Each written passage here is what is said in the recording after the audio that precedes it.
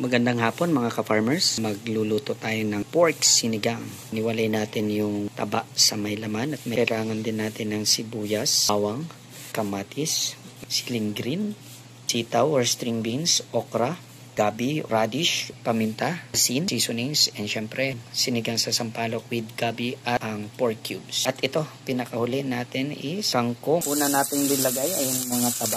Pag lumabas na rin pala yung oil, gagamitin natin pang luto sa ating sibuyas bawang. Lumabas na yung mga oil niya, bale igilid lang natin to. Lagyan natin yung bawang. Matis naman. Asin. Taman at buto. Mix natin na mekos.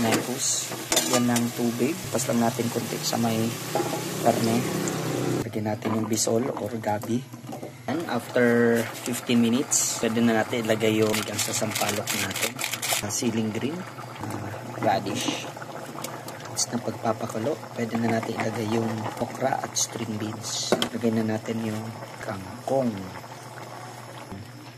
Sa serving bowl.